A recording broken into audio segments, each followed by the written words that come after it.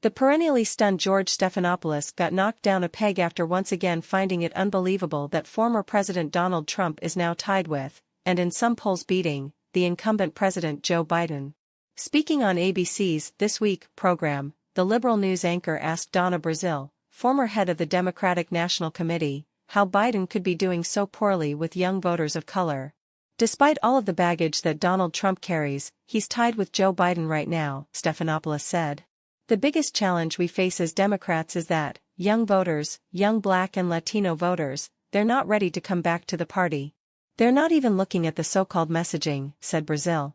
I think the president's campaign is going to have to really go deep and go hard to motivate those voters to come back within the Democratic Party coalition because without them it's going to be a tight race.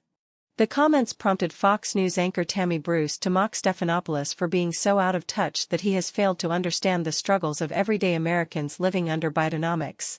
He wouldn't have been stunned if he had taken seriously all the other polls indicating the intense unhappiness of Americans in general. Our decline is artificial and Biden's doing.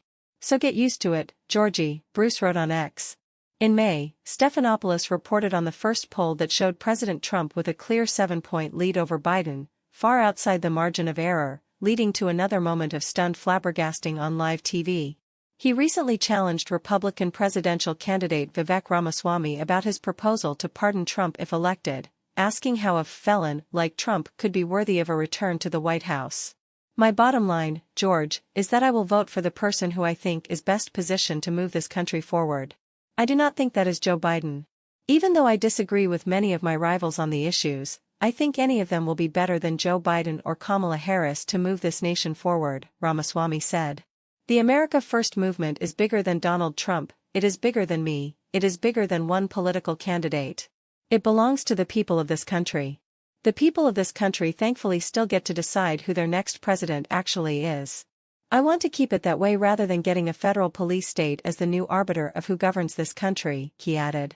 Black Americans have expressed deep skepticism about a second term for President Biden, with some of his former Black supporters like Stephen A. Smith speaking about how the 80-year-old is past his prime and unable to handle the rigors of a second term.